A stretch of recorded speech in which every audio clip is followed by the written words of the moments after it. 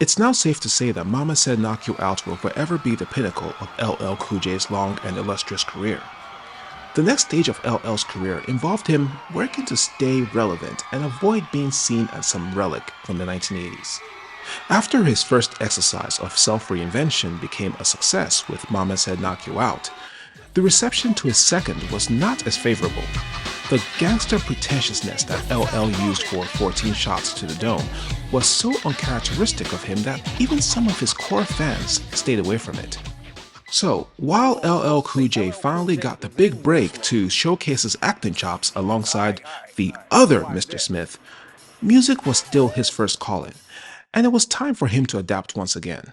Mr. Smith, LL's sixth studio album, was set up to prove whether this cat figuratively had 9 lives.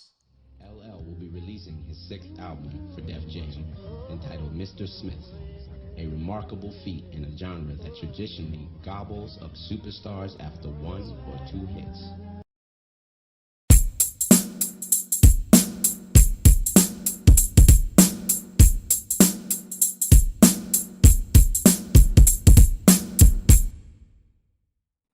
East Coast rap was going through a renaissance, and Bad Boy Records was king, with Puff Daddy handling the reins and his most valued artist, the Notorious B.I.G., riding over smooth R&B and soul-influenced beats in his landmark debut, Ready to Die. Notably, LL Cool J reached out to a producer who had a hand in Biggie's album, Easy Mo Bee, around the time he got on the remix for Craig Mack's Flavor in Your Ear. And yes, Easy Mo Bee was kind enough to produce Life As, which initially appeared on the soundtrack for the Street Fighter movie. But he ended up not being the major beatmaker on LL's next album. Rather, that honor went to Jean-Claude Polk Olivier and Sam Red Hot Lover Tone Barnes. Remember the MC Search song Back to the Grill featuring Nas, Chubb Rock, and this guy? What's the style while I do it? If you know it, then you knew it. If you knew it, then you knew it. If I catch a punk to it, I'ma drop the flavor. Yeah, that guy. Well, he and Polk are collectively and better known as the TrackMasters. Now, the TrackMasters were not exactly known as the most loved producers on the block. Oh no, quite the contrary. They were usually maligned for their commercial sound, which usually relied heavily upon R&B samples. In fact, they would catch a lot of flack for ruining Nas's sophomore effort. It was written in 1996. But it didn't look like LL cared. After all, the TrackMasters had been pretty hot since the early 90s, even getting some work done on Biggie's album. And Marley Marl, as great as he will always be, was no longer the producer du jour. Once again, LL needed a sonic update, and the TrackMasters were the flavor of the moment. Thus, the TrackMasters hopped on board, becoming co-executive producers and producing about half of Mr. Smith, which came out on November 21st, 1995. And LL brings the lyrical goods as usual, alternating between his two main personas. This time, unlike the hardcore feel of 14 Shots to the Dome, the brightest moments are the songs he has for the ladies. He could not have done it any better than with Hey Lover. Bar none, it's the best love song LL has ever done. Yes, it's better than I Need Love. No, none of those cheesy organs here. The TrackMasters loop a lush sample of Michael Jackson's The Lady in My Life and invite Boyz II Men for the show.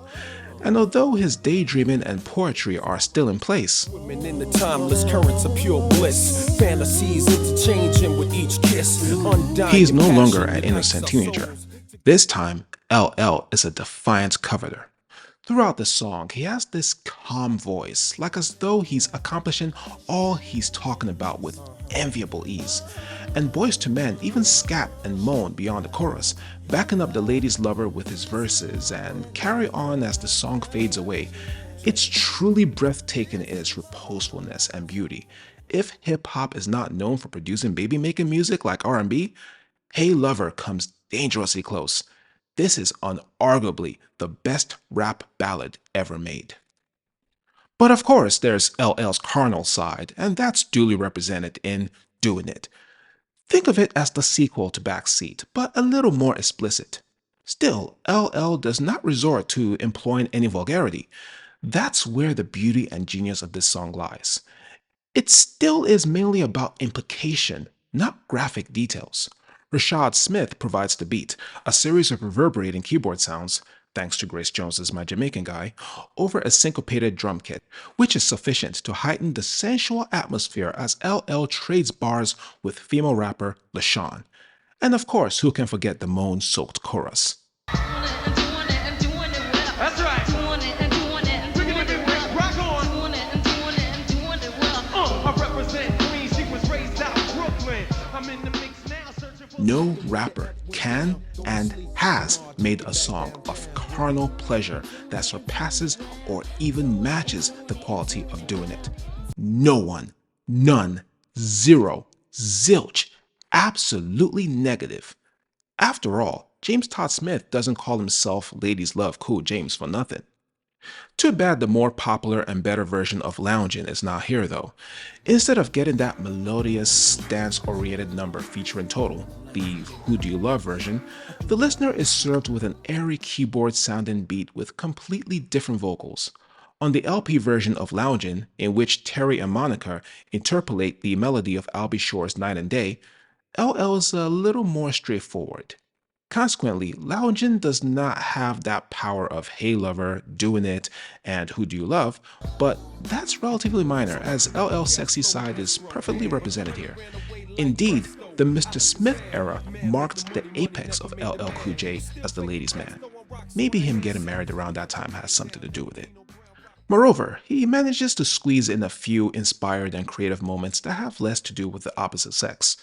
Hip-hop is a moving dedication to the culture and music that he admires, and Hollis to Hollywood is a metaphor-riddled extravaganza, LL amusingly using movie titles to narrate a story. As good of a Loverman LL Cool J proves to be in Mr. Smith, the same can't be said for his image as a battle rapper. Overall, it's a mixed bag. The influence of 14 Shots to the Dome was still pretty strong. For the first time in his career, he uses the N-word and curses extensively. So yes, 14 Shots to the Dome was influenced by gangsta or hardcore rap, but at least he wasn't cursing like a sailor like he does here. For that sole reason, songs like Get the Drop on Him and the title track are somewhat unsettling to listen to, even when he tries to be sarcastic and satirical with no airplay, in which he curses endlessly, then has the cuss words edited. He instead sounds rather silly and unconvincing, and the PG-rated ones, Make It Hot, Life As, and God Bless, are too indistinguishable and uneventful to pay any mind, even if none of them are technically bad songs. Sure, he dazzles with a nice line or two every now and then. For instance, in the title track, he spits couplets like, I got the magnetic, energetic, lyrical calisthenics. You better call a medic, cause you look pathetic. over the horn and organ-driven slickness of the beat. Speaking of which, part of the blame can be laid at the foot of the Trackmasters for giving him the same silky smooth instrumentals used in the ballads, thus blunting the sheer power of his battle-ready bars.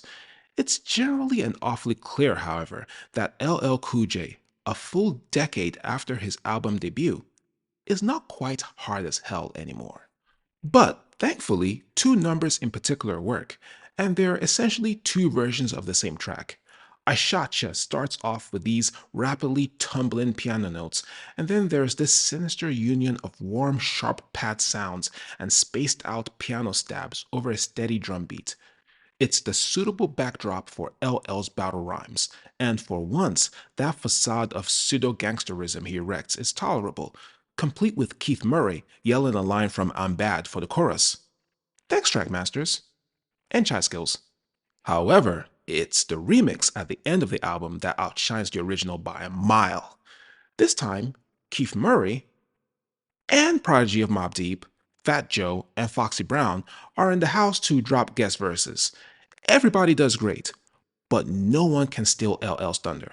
As the last one up, he barges through them all and steals the entire show, immediately reminding everyone about who he has disposed of lyrically, especially considering that his main rivals in the 80s were either faded or fading by the mid-90s. What the f? I thought I conquered the world, crush Mo D, Hammer, and Ice-T's girls. Once again, LL, with props due to the Trackmasters, pulled himself out of the abyss of doom, making it an unprecedented second comeback. Mr. Smith was double platinum by the end of 1996. All three of its singles peaked as top 10 pop and R&B hits, with two of them eventually certified platinum. And Hey Lover, which peaked at number 3 on the Billboard Hot 100 and turned out to be LL's biggest hit, won him his second Best Rap Solo Performance Grammy in 1997. Mr. Smith is not necessarily a remarkable album. It has too many middling moments that prevent it from being so, but it contains some of the strongest singles of LL's career, as well as some spots here and there that remind us of why he's a hip-hop great in the first place. With Mr. Smith, LL Cool J officially became the chameleon of rap, an MC who was able to successfully adapt to hip-hop's ever-changing climate, while more of his peers from the 1980s, some of whom even came out after him, were dropping off. Even Kool Moe Dee, Hammer, and Ice-T's Ice-T can agree with that.